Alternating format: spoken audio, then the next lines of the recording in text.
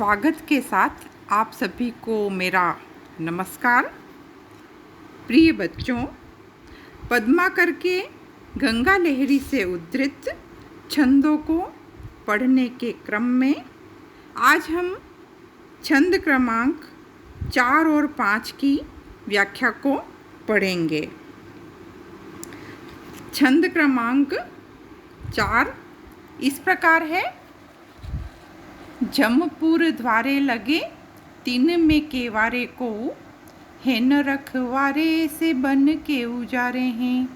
कहे पद्माकर तिहारे प्रण धारे तेऊ, करी अब भारे सुर लोक को सिधारे हैं। सुजन सुखारे करे पुण्य उजियारे अति, पतित कतारे भव सिंधु ते उतारे हैं। काहू ते न तारे तीने गंगा तुम तारे, और जेते तुम तारे तेते नभ में न तारे हैं। प्रस्तुत छंद में गंगा की उद्धारक क्षमता के प्रभाव को चित्ताकर्षक शैली में प्रस्तुत किया गया है। पद्माकर जी कह रहे हैं कि जमपुर द्वारे लगे तीन में केवारे को, कि जमपुर का तात्पर्य है यमलोक। कि यमलोक तो आप सभी जानते ही होंगे यमलोक के बारे में, कि कहा जाता है कि मृत्यु के बाद में बुरे कर्म करने पर यमलोक की प्राप्ति होती है। तो यहाँ पर पद्माकर जी कह रहे हैं कि यमपुर जो है, वहाँ जो दरवाजे हैं उन दरवाज़ों पर कोऊ है न रखवारे, वहाँ कोई भी रखवाले अब नहीं है। वहाँ पर दरवाजे लग गए हैं और उन दरवाज़ों पर कोई भी रखवाले अब नहीं हैं और ऐसे बन के उजारे हैं। और इस प्रकार यमलोक जो है वो वन का उजाड़ बन गया है ना। जैसे है ना, वन में उजाड़ होता है, वहाँ पर किसी भी प्रकार की कोई बस्ती नहीं होती है ना, किसी भी प्रकार की कोई हलचल नहीं होती है। तो वैसे ही यमलोक जो है वो पूरी तरह से उजाड़ हो गया है, अर्थात वहाँ पर कोई भी अब नहीं रहता है, वहाँ पर कोई भी अब नहीं जाता है, किसी भी प्रकार की वहाँ पर हलचल नहीं है ना। कहा जाता है कि बुरे कर्म करने पर जो पापी लोग हैं वो यमलोक जाते हैं। अब यहाँ पर कोई भी हलचल नहीं है। इसे कहने से यह तात्पर्य है कि अब पापी लोग भी यमलोक को नहीं जा रहे हैं गंगा के प्रभाव के कारण, है ना। कि गंगा में इतनी उद्धार की क्षमता है कि पापियों का भी वह उद्धार कर देती है। इस कारण जो यमलोक है वह भी उजाड़ हो गया है, वहाँ पर किसी भी प्रकार की हलचल नहीं है। कहे पद्माकर तिहारे प्रण धारे त्यों, तिहारे अर्थात तुम्हारे अर्थात यहाँ गंगा के लिए प्रयुक्त हुआ है। तो कि हे गंगा, कि तुम्हारे प्रण के कारण, है ना, कि गंगा ने प्रण लिया है। क्या प्रण लिया है? कि वह सभी का उद्धार करेगी, है ना। गंगा के पास किसी भी तरह का भेदभाव नहीं है। जो भी गंगा में आकर स्नान करता है, चाहे वह पापी हो चाहे वह पुण्यात्मा हो, है ना, सभी का वह उद्धार कर देती है। तो अब तुमने जो प्रण धारण किया है ना, उस कारण से करी अब भारे सुरलोक को सिधारे। कि करी अब भारे मतलब भारी भरकम, है ना, पाप करके भी है, अर्थात बहुत ज़्यादा अधिक पाप करके भी बहुत बड़े बड़े पापी भी सुरलोक को सिधारे हैं, है ना। सुरलोक अर्थात स्वर्ग को चले गए हैं, है ना। तुम्हारी संकल्प के कारण जो बड़े बड़े पापी हैं वह भी स्वर्ग को चले गए हैं, अर्थात उन्हें भी गंगा स्नान के कारण उन्हें स्वर्ग लोक की प्राप्ति हो गई है। सुजन सुखारे करे पुण्य उजियारे अति, और गंगा जो है वह क्या करती है? सूजन यानी सज्जन, सुखारे। सज्जनों को तो सुख देती ही है ना? सज्जनों का तो वह उद्धार करती ही है और उनके पुण्यों को तो वह बढ़ाती ही है, उनके पुण्यों को वह प्रकाशित करती ही है। अर्थात उनके पुण्य तो और भी ज़्यादा प्रकाशित हो जाते हैं और सज्जनों को वह सुख पहुंचाती है। लेकिन साथ ही वह जो पापी हैं उनका भी वह उद्धार कर देती है। तो पतित कतारे भव सिंधु ते उतारे है ना? गंगा ने जो पुण्यात्मा है उन पुण्यात्माओं के साथ साथ में पतित कतारे यानी पापियों की जो कतार है ना, उन्हें भी उसने संसार रूपी समुद्र से उतार दिया है, अर्थात उनका उद्धार कर दिया है। इस संसार रूपी समुद्र से पापियों का भी गंगा ने उद्धार कर दिया है। कहते हैं कि पापियों का उद्धार नहीं होता है ना? उसके लिए अनेकानेक उपाय बताए जाते हैं, है ना? लेकिन अनेकानेक उपाय के बावजूद भी पापियों का उद्धार नहीं हो पाता है। लेकिन एक गंगा नदी ही ऐसी है जो कि बिना पक्षपात के जो भी उसकी शरण में जाता है उनका वह उद्धार कर देती है। कि काहू ते न तारे तीने गंगा तुम तारे, और है ना कि हे गंगा कि काहू ते न तारे, है ना? तारे यानी यहाँ पे उद्धार के लिए आया है कि किसी से भी जो तारे नहीं गए, अर्थात किसी भी देवता ने जिनको उद्धार नहीं दिया, जिन्हें मोक्ष नहीं दिया, है ना, उन सब पापियों को भी हे गंगा तुम तारे, है ना, आपने उद्धार दे दिया है। और जेते तुम तारे तेते नभ में न तारे हैं। और हे गंगा माँ कि आपकी महिमा तो अपरंपार है, क्योंकि जेते तुम तारे, है ना, जितने तुमने तारे हैं, जितने लोगों का तुमने उद्धार किया है, तेते नभ में न तारे हैं, उतने तो आकाश में भी तारे नहीं हैं। यहाँ पे जेते तुम तारे में पहले तारे का अर्थ क्या है? उद्धार करना।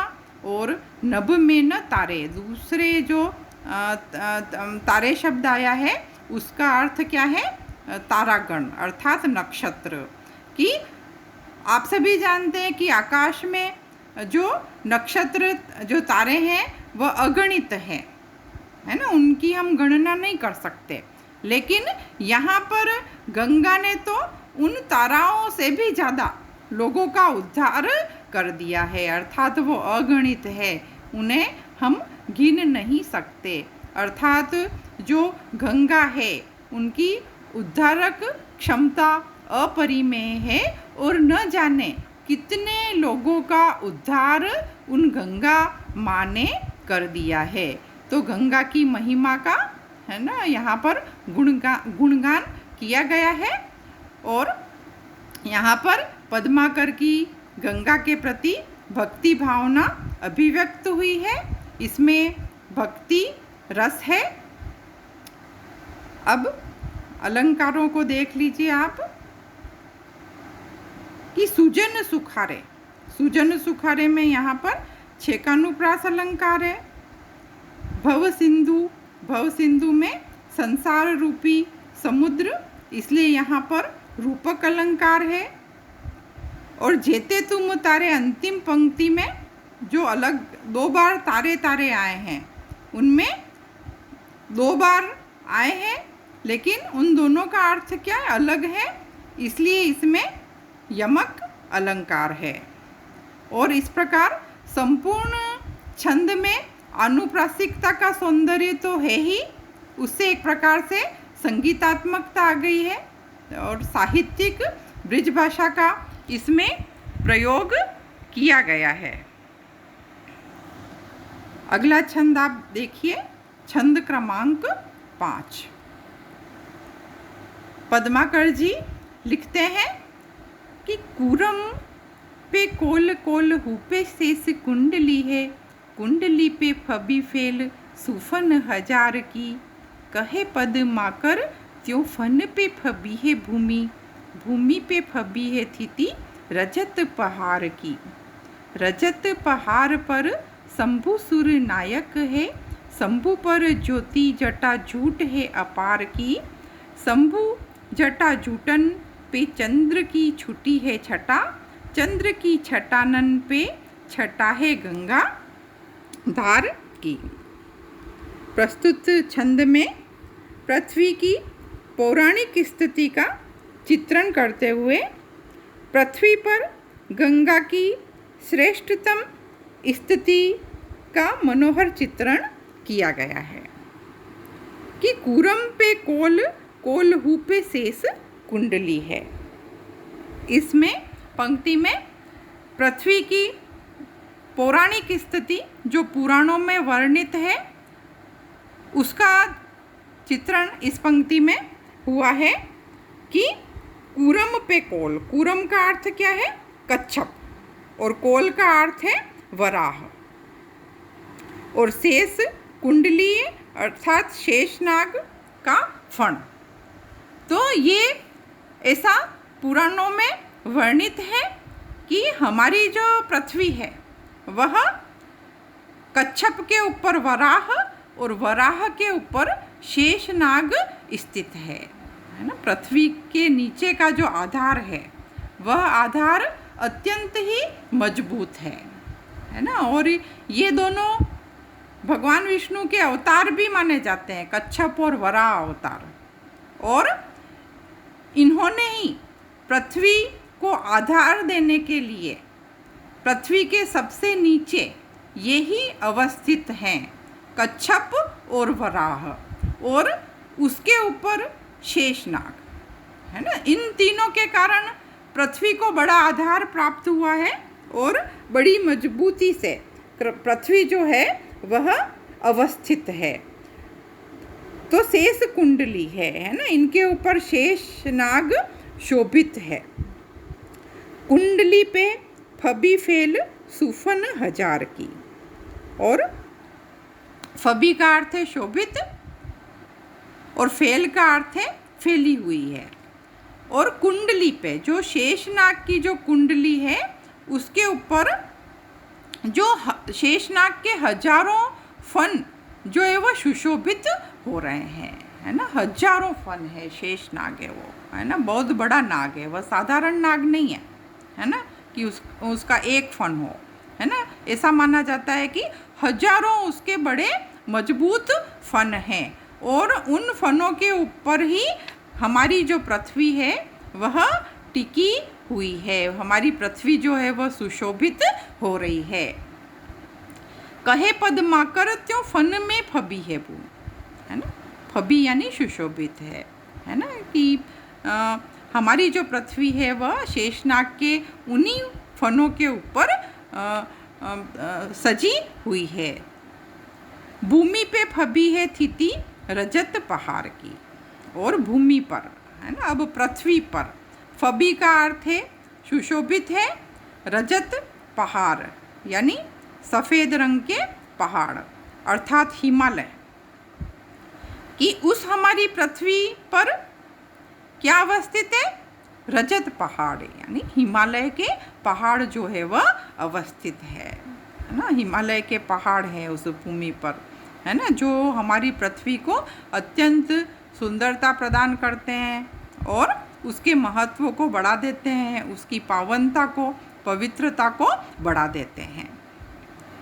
रजत पहाड़ पर शंभु सूर्यनायक है ना। और जो वह रजत पहाड़ है हिमालय है ना, हिमालय का एक जो हिस्सा है वह कैलाश पर्वत है, और उस कैलाश पर्वत जो कि रजत पहाड़ है ना, वो बर्फ़ से बना हुआ है ना, और सफ़ेद रंग का है।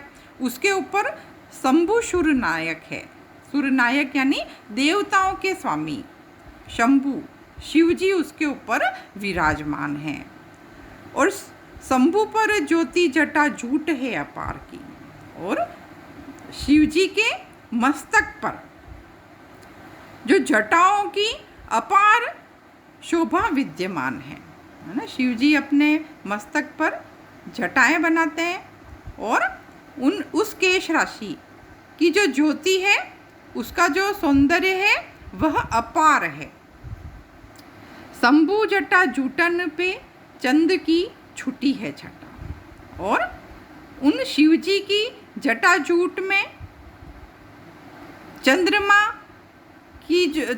जो है वह अवस्थित है अपनी सुंदरता के साथ में, है ना। उसकी छटा जो है वह देखने ही योग्य है ना। चंद्रमा भी अपने आप में सुंदरता का उपमान है और वह चंद्रमा जो है वो शिव जी की जटाओं में सुशोभित होता है।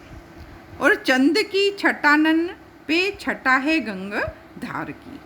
और फिर शिव जी की जटाओं पे जो चंद्रमा है उस चंद्रमा की छटा के भीतर गंगा की छटा सुशोभित है, अर्थात गंगा उसमें अवस्थित है, जो और भी ज़्यादा सौंदर्य को द्विगुणित कर देती है, बढ़ा देती है। इस तरह से पद्माकर यहाँ पर बताना चाहते हैं कि गंगा की स्थिति तो उच्चतम है ना, सर्वोच्च स्थिति है ना, सबसे ज़्यादा महत्वपूर्ण स्थिति है, क्योंकि वह पावनतम है ना। वह सभी का उद्धार करने वाली है, इसीलिए पृथ्वी पर भी उसे बहुत अच्छी जगह दी गई है ना। बड़ी उच्च स्थिति उसे प्रदान की गई है ना, कि शिव जी जैसे जो मंगलदायक जो ईश्वर हैं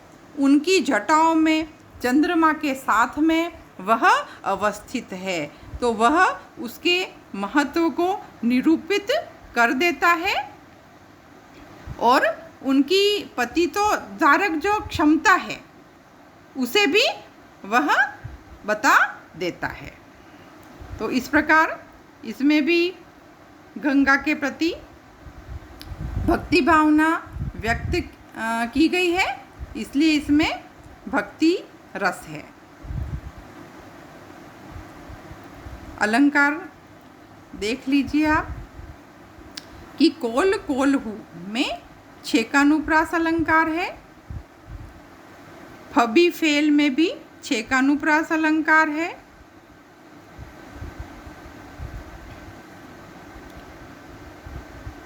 और इस प्रकार से यहाँ पर एक के बाद एक स्थिति का उल्लेख किया गया है, इसलिए इसमें पूरे छंद में उल्लेख अलंकार भी है इसमें।